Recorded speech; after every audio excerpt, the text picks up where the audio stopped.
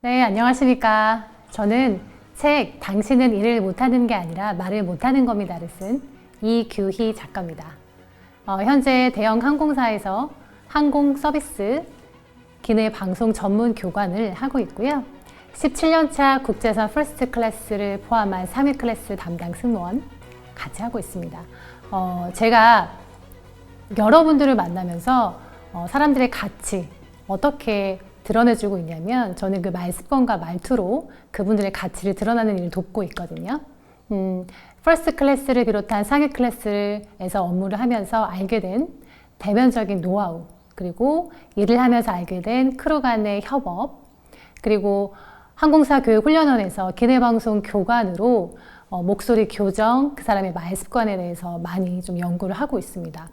또 더불어서 사내에서는 이런 교육들을 기획하고 제작하고 교육을 하면서 그런 보고와 협업에 대한 일을 많이 하고 있는데, 이 모든 것들의 결론은 의사소통에 달려 있다는 것을 알게 되었어요. 그래서 한 사람의 말습관과 말투가 얼마나 중요한지 그 부분들에 대해서 좀 오늘은 이야기를 해보자고 합니다.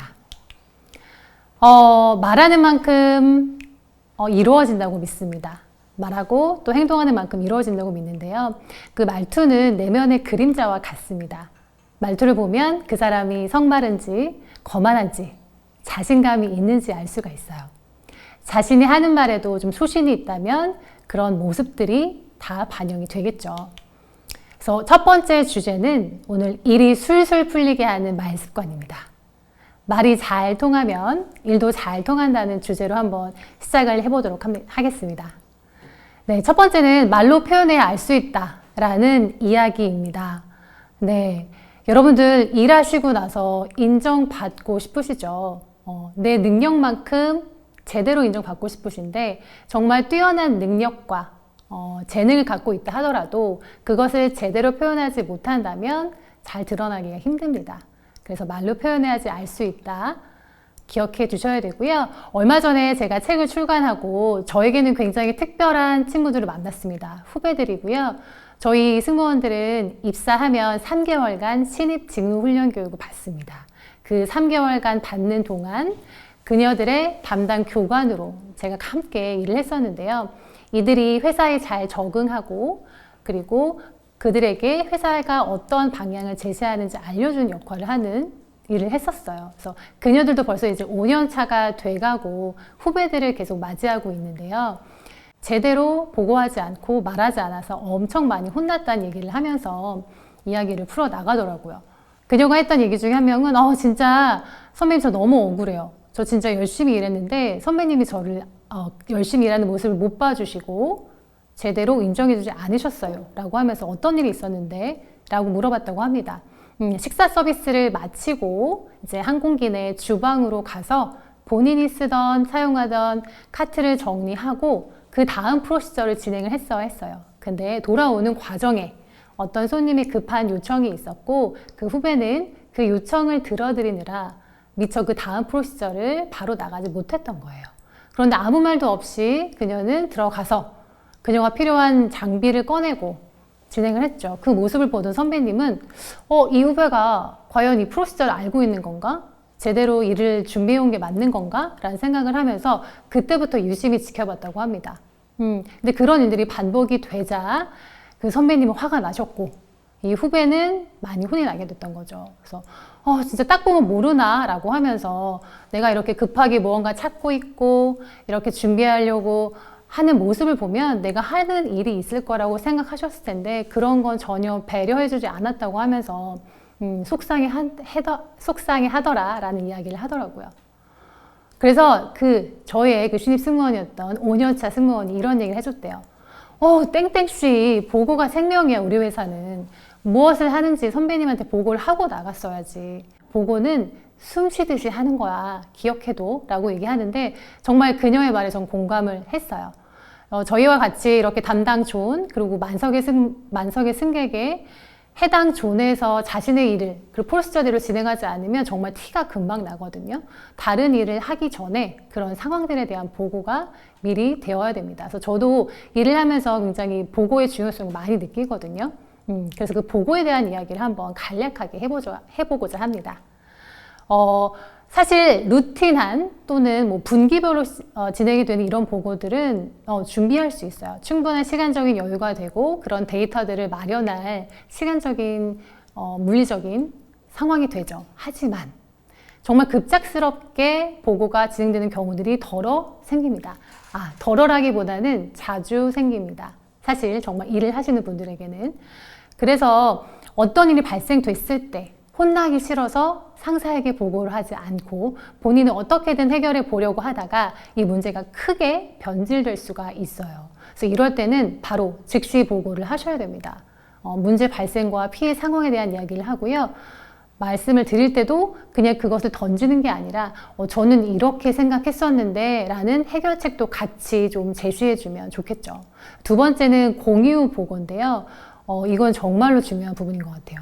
정보가 제대로 공유되어야지 해당 프로젝트의 담당자가 자리에 없더라도 문제 발생 시 해결을 할 수 있습니다. 저희 승무원들도 한번 이런 일이 있었어요. 저희 비행을 할 때 LA를 향하는 비행기에서 손님 탑승하셨습니다. 제 존은 아니었고요. 같이 일하는 다른 후배 승무원의 존이었어요. 손님은 당뇨가 있으셔서 약을 좀 보관을 요청하셨어요. 그 후배에게. 그 후배는 보관해드리겠다고 하고 항공기 내에 있는 냉장고에 보관을 했죠. 그런데 너무 바쁜 나머지 그것을 공유해야 하는 것을 잊어버린 겁니다.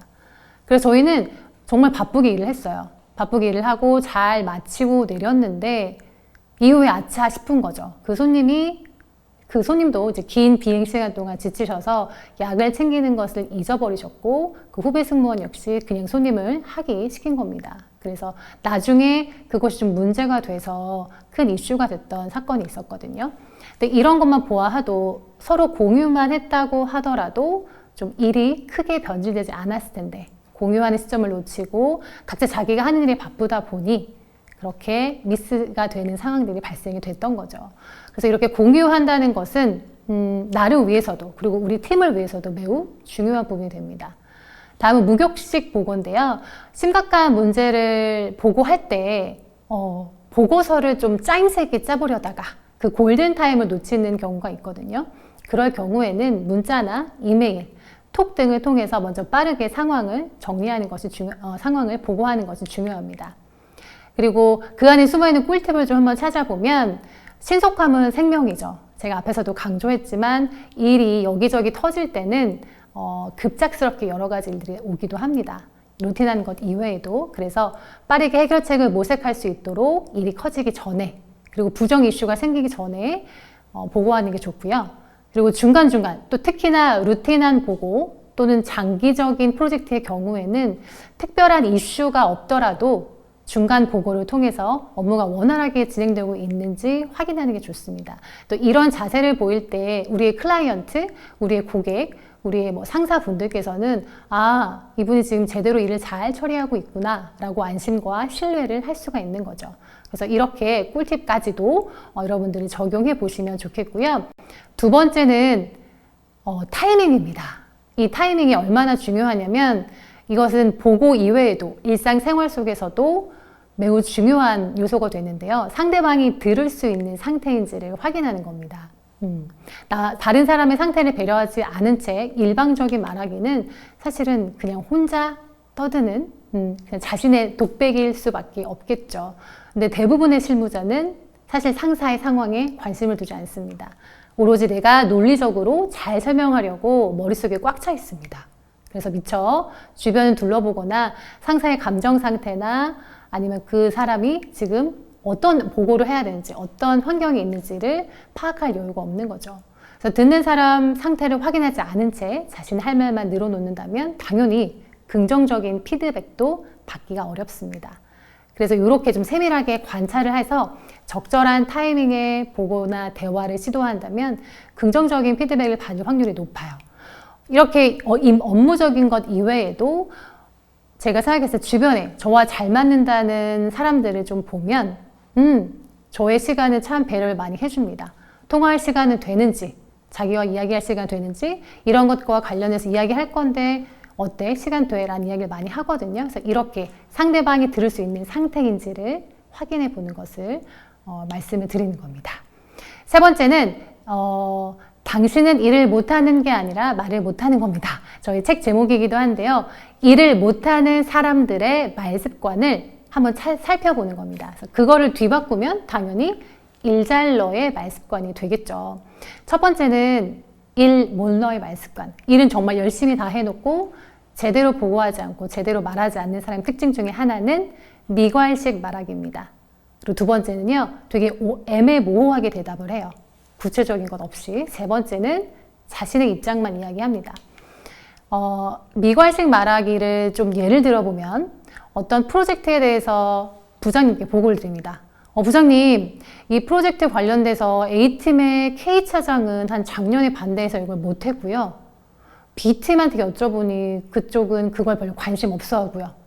C부서는 이런 식으로 나열하다 보면 그 부장님은 과연 이 사람이 나에게 전달하고자 하는 게 무엇일까? 라는 고민을 하죠.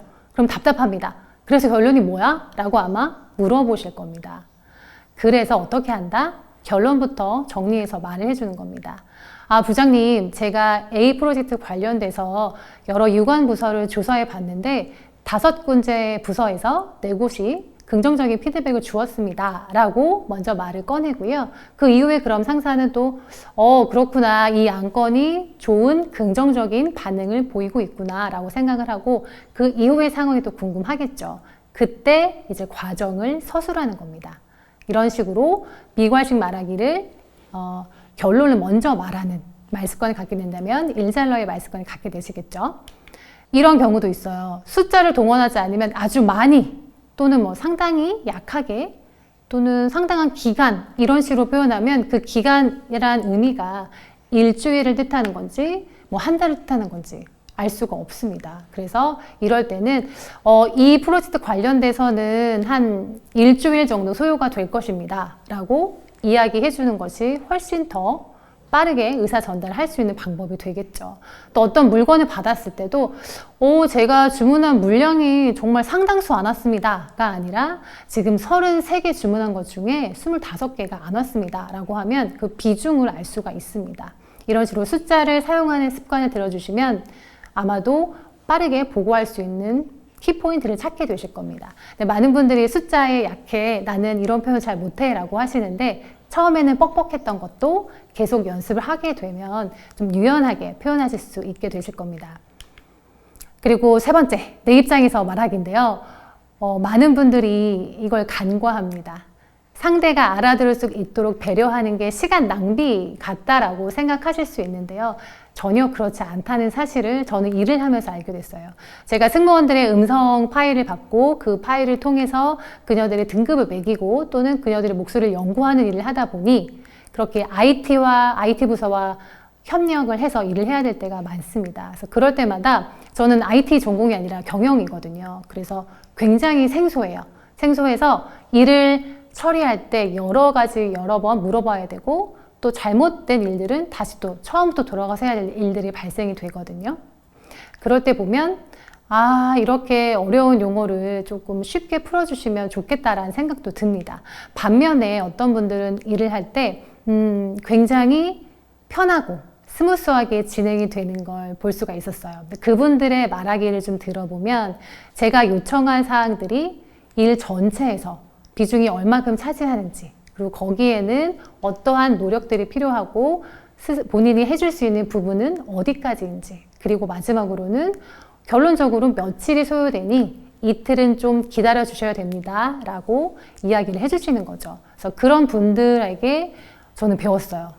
이런 식으로 말을 해줘야지 알아들을 수 있겠다. 그리고 제대로 된 소통을 할 수 있겠다라는 생각이 들어서 저도 강의하거나 승무원들이 이제 방송 교정을 와서 진행을 할 때도 저는 이해가 됐던 게 상대방의 입장에선 이해가 안 될 수도 있다라는 생각, 그 가정을 항상 깔고요. 거기에 맞추어서 상대방에게 맞추어서 이해가 될 수 있도록 설명을 하고 그리고 그렇게 팁을 드리고 하게 되는 거죠. 그래서 이렇게 상대가 제대로 알아들을 수 있을 때 그때 제 실력도, 제 업에 대한 실력도 같이 함께 상승함을 느낄 수가 있었습니다.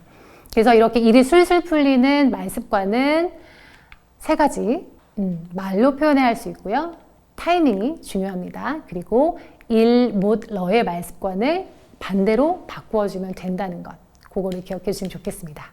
호감 가는 사람이라고 하면 매력적인 사람을 뜻하고요. 사실 일도 사람이 하는 거기 때문에 같은 능력과 배경 지식이 있는 사람이라고 하면 훨씬 매력이 있는 사람들에게 일도 잘 풀린다. 그렇죠? 그래서 상대를 내 편으로 만드는 그런 매력적인 말습관을 어떻게 가질 수 있을지 3가지로 한번 정리를 해봤어요. 첫 번째는요, 백트래킹을 하면서 말을 하는 겁니다. 그리고 2번째는 작은 동작을 관찰하며 말하는 거고요. 3번째는 문장 끝까지 단단하게 말한다 라고 말씀을 드릴 수 있는데요. 첫 번째 백트래킹이라고 하는 이야기를 아시는 분도 있을 거고요. 잘 모르겠는데, 처음 듣는데 라고 생각하시는 분들도 있을 겁니다. 그런데 아마 제가 이야기를 해드리면 아, 이런 얘기였구나. 난 이미 하고 있었네. 또는 주변에 그것을 하고 있는 사람들을 잘 떠올릴 수 있을 거예요. 백트래킹, 트랙을 다시 백한다는 얘기죠. 즉, 상대방이 말하고자 하는 핵심 키워드와 내가 이해한 내용을 요약해서 대답하는 백트래킹입니다. 이걸 통해서는 명확한 커뮤니케이션이 될 수가 있죠. 그래서 상대에게 공감을 표시하고 신뢰를 얻는 방법이거든요. 가장 백트래킹이 쉬운 방법은 상대의 말의 어미나 핵심 키워드를 반복하는 것입니다. 그래서 커뮤니케이션 기술은 사실은 능숙하게 말하는 것 이전에 능숙하게 듣는 것이 기본이 되어야 합니다. 사실 그런데 저희는 요즘 많은 알람들에 노출이 되어 있습니다. SNS, 피드 알람, 블로그 알람 또는 뭐 각종 본인이 가지고 있는 약속들의 알람들에서 시계가 울리죠. 그러다 보면 조금이라도 재미가 없거나 지루하다 싶으면 금방 집중력을 잃기 쉽습니다. 하지만 제대로 된 소통을 위해서는 이렇게 능동적인 경청 습관인 백트래킹이 필요하다고 볼 수 있죠. 그래서 제가 한 예를 들어 드릴게요. K 부장이 김 부장이 박 과장한테 일을 지시합니다. 다음 주에 있을 분기별 실적 보고 해야 됩니다. 자료 좀 준비해 주세요 라고 했을 때 이 박 과장은 어떻게 이야기하는 것이 좋을까요? 네, 이 사람은 굉장히 백트래킹이 잘하시는 분이었어요. 처음에는 네 부장님 관련 자료 분기별 실적 관련 자료 제가 준비해 놓겠습니다로 시작을 하죠. 백트래킹이 시작이 됐죠. 어미를 반복을 했고요. 2번째, 그런데 부장님 그 데이터 자료는 제가 생각하고 있는 게 맞는지 모르겠지만 거기에 필요한 자료는 고객 만족도 데이터, 그다음 분기별 실적 내용이면 1월부터 3월에 관련된 내용일까요? 라고 또 다시 여쭤보죠. 그럼 부장님이 맞아요. 그 2 데이터인데 그게 자료가 좀 산재가 돼 있어서 찾는데 좀 시간이 걸릴 수 있어요. 그 찾는 것도 좀 같이 해주시고 관련된 자료를 좀 보기 좋게 정리를 해줘서 그래프로도 좀 나타내 주세요 라고 또 요청을 합니다. 나 상사의 니즈를 박 과장은 또 한 번 더 세밀하게 체크한 거죠. 또 그러고 나서는 이제 제일 중요한 그러면 다음 주라고 하면 제가 언제까지 드리면 좋을까요? 라고 또 다시 물어보죠. 그럼 김 부장님은 박 과장님 그러면 그거는 다음 주 월요일에 하기 때문에 제가 이번 주 목요일까지는 받았으면 좋겠어요. 목요일날 확인하고 금요일날 피드백을 줄 거니까 목요일까지 준비해 줄 수 있겠습니까? 라고 물어보면 당연히 박 과장은 알겠습니다. 목요일까지 자료 관련된 거 준비하겠습니다. 라고 이야기하겠죠. 이 박 과장은 정말 백트래킹을 잘하는 사람 중에 한 예로 들려드렸는데요. 이렇게 상대의 말을 바로바로 어미를 따라하는 것 이외에도 상대가 말하고자 하는 핵심 내용을 한번 건드려주고 또 거기에서 조금 더 디테일하고 구체적으로 상대가 원하는 바를 찾아서 이야기를 해줍니다. 처음에 김 부장님 얘기하셨을 때는 언제까지 무슨 자료라고는 이야기하지 않으셨지만 이렇게 둘 사이의 백트래킹과 질문과 답이 오가면서 어때요? 훨씬 더 일이 명료해지고 언제까지인지도 명확하게 정리가 됐죠. 그래서 이렇게 백트래킹을 통해서 업무는 잘 해결이 될 수가 있습니다. 백트래킹의 4가지 방법을 조금 들어드리면 예를 들어드리기보다는 방법을 알려드리면 첫 번째로는 상대가 말한 핵심 키워드 그리고 메시지를 반복하는 거고요. 2번째는 상대가 감정을 드러냈다라고 하면 그 감정을 확인할 수 있는 적합한 단어를 찾아서 표현해 주는 겁니다. 친구와 얘기할 때도 나 진짜 어제 이런 일이 있어서 굉장히 좀 다운됐어. 그러면 그래, 너 정말 좀 그랬을 수 있겠다. 나도 그런 적이 있었는데. 그럴 때는 신나게 좀 쉬어. 맛있는 거 먹고 스트레스 좀 풀어야 돼. 라고 이야기해 줄 수 있는 거죠. 그리고 세 번째로는 상대의 말을 요약하고 정리해서 표현해 주는 겁니다. 네 번째는 대화를 계속할 수 있도록 관련된 질문, 업무라고 하면 더 세밀한 질문이 될 수가 있겠고요.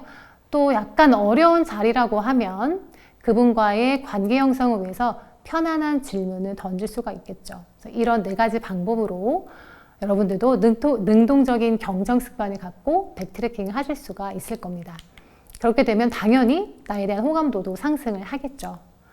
그리고 두 번째는 작은 동작을 관찰하며 잘 따라한다 라는 이야기인데요. 뭐 원숭이처럼 따라하라는 얘기가 아니라 이건 굉장히 좀 세심한 관찰이 필요합니다. 동작만 잘해도 호감도가 높아지거든요. 첫 번째는 미러링입니다. 자세나 몸짓, 신체 움직임을 상대방에게 맞추는 행동. 아마 이런 경험 있으실 거예요. 같이 차를 마시다가 친구가 잔을 듭니다. 그럼 저도 모르게 잔을 들어요. 그렇죠? 또는 와인 한 잔을 합니다. 자, 내가 와인 잔을 들었어요. 상대도 와인 잔을 들죠. 이렇게 미러링을 통해서 특히나 이런 것은 친밀한 관계일수록 더 잘 나타나거든요. 이걸 뒤바꿔 말하면 내가 친해지고 싶거나 좀 호감을 받고 싶은 사람이 있다고 하면 그 방법을 활용하실 수가 있는 거죠. 상대가 하는 행동을 비슷하게 따라하는 겁니다. 앞서 얘기했다시피 너무 과하면 어색할 수 있어요. 그래서 어색한 정도가 아닌 세심한 관찰을 통해서 작은 동작만 따라 하시기를 추천드립니다. 그래서 경계심을 풀게 하고요. 이런 미러링은 그리고 빠르게 친밀해지기 위해 활용될 수 있습니다. 그리고 미러링에서 조금 고도화된 것을 페이싱이라고 합니다. 이것은 말 습관을 좀 따라하는 거거든요. 그래서 페이싱의 대표적인 예는 말하는 속도를 상대에게 맞추는 겁니다. 상대가 약간 천천히 좀 느긋느긋하게 말하는 스타일이면 제가 너무 빠르게 말하는 게 부담스러울 수가 있어요. 그럴 때는 그 상대에 맞추어서 속도를 좀 조절을 하는 거죠. 그리고 사람은 저와 비슷한 사람, 나와 비슷한 사람과 굉장히 좀 호감을 느끼고 친숙감을 느끼거든요. 그런 사람들에게는 마음의 문도 쉽게 열리기 때문에 좀 친해지고 싶다, 내가 좀 저 사람하고 좀 빨리 가까워지고 싶어 라고 하면 이런 페이싱 기법을 활용하실 수도 있을 겁니다. 그리고 세 번째, 문장 끝을 좀 단단하게 말하는 건데요. 아마도 이 이야기를 들으신 모든 분들 대부분은 이렇게 막 쭈글쭈글하고 지쳐있고 자신감 없고 한 모습보다 어때요? 당당하고 좀 자신감 있는 모습, 그런 사람들을 당연히 더 만나고 싶어하고 더 끌리게 되어 있죠. 그래서 이때는 어미를 좀 단단하게 정리해 주시는 게 좋습니다. 네, 자신의 말 습관이 어떤지 잘 모르시는 분들도 있어요. 제가 이제 승무원들하고 교정을 할 때 어떤 분이 오셔서 저한테 교관님, 저는 말 끝을 느렸는데 이게 좀 오랜 습관이긴 한데 잘 안 고쳐지고요 라고 하면서 말 끝을 계속 느리시는 습관을 가지고 있으시더라고요. 그래서 근데 이게 잘 안 고쳐져서 저는 어떻게 해야 될지 모르겠어요 라고 얘기하시는데 중간에 좀 문장의 끊음이 필요하겠다. 그래야지 어떤 이야기인지 상대방한테 중요한 포인트를 알려줄 수 있겠다라는 생각이 들었어요. 그래서 그분에게 좀 권했죠. 누구씨 이렇게 말씀하실 때는 조금 문장을 끊어서 뭐뭐 했습니다. 제 습관이 있습니다, 교관님. 저는 좀 문장 끝을 느리는 것 같아요. 이런 식으로 말을 끊어보라고 말씀드렸어요. 처음에는 쉽게 되지는 않죠. 그러나 좀 그게 쌓이다 보니 나중에는 이전보다 훨씬 더 문장 끝을 좀 단단하게 마무리했고요. 그래서 그로 인해서 기내 방송도 좀 더 잘할 수 있는 스킬이 향상이 됐죠. 특히 서술어가 뒤에 나오는 한국어 특성. 우린 영어는 I go to school 할 때 go가 먼저 나오잖아요. 근데 우리는 어때요? 나 학교 가. 나 학교 가. 가가 뒤에 오죠. 이때 간다, 갔어 라는 어미 처리를 제대로 안 하게 되면 무슨 행동을 하는지 알 수가 없어요. 그래서 한국어 특성상 말꼬리를 흐리면 전체적인 이미지도 흐려질 수 있습니다. 그래서 분명하게 끝을 맺어주는 것, 이것도 기억해 주시면 좋을 것 같아요. 그래서 이렇게 두루뭉술한 이미지를 조금 또렷하게 살려내는 방법을 말씀드리면, 일단은 문장 끝까지 소리를 내시려면 힘이 있으셔야 됩니다. 했어요가 아니라 했습니다. 감사해요가 아니라 감사합니다로 약간 끝에를 1초 정도만 유지하는 습관. 큰 습관 아니고요. 단 1초. 어떤 말씀하실 때도 여기 있습니다가 아니라 여기 있습니다가 될 수 있도록 소리 내주시는 것. 그리고 목소리 볼륨이 좀 작다 하시는 분들은 그 자체의 볼륨을 좀 키울 수 있도록 복부의 압력을 좀 이용해 주시는 것도 추천드려요. 저 보세요. 복부의 압력을 했을 때 허리가 펴지죠. 네, 이럴 때 제대로 된 소리가 나올 수가 있습니다. 이렇게 3가지 방법으로 다른 사람의 호감을 살 수가 있어요. 말씀드렸다시피 백트래킹, 그리고 작은 동작을 따라하는 미러링과 페이싱, 그리고 문장 끝을 단단하게 맺는 것, 이 3가지 기억해 주시면 될 것 같아요.